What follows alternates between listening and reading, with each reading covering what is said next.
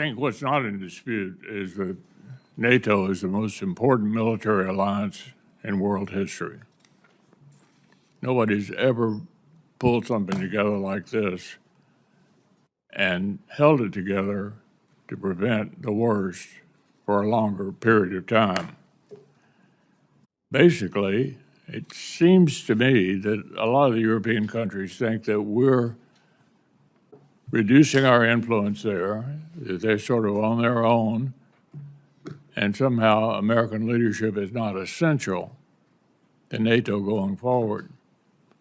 I would argue that it's certainly essential for us to continue to be the leader, and it's important to note the other countries that are looking to NATO, our allies in the Pacific.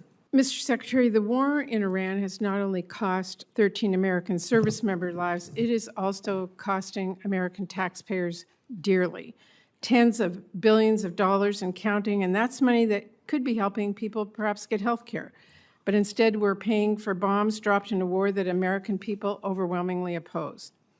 Now, earlier this morning, I know that your team testified Trump's war with Iran cost $29 billion so far. That is $29 billion blown on a war of choice, and that's what it would have cost, actually, to save the ACA tax credits.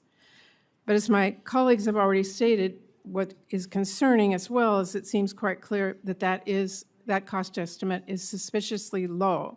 You're spending families' hard-earned tax dollars on a war that many strongly oppose, and you're forcing people to pay more at the pump, and yet you're not even providing a real breakdown for the cost of this war so far.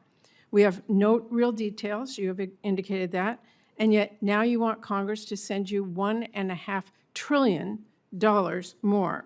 To me, that is unacceptable, and I hope our Republican colleagues will join us in not only rejecting that absurd request, but in insisting that the American people get the actual answers on how much money, their money, we are spending on this.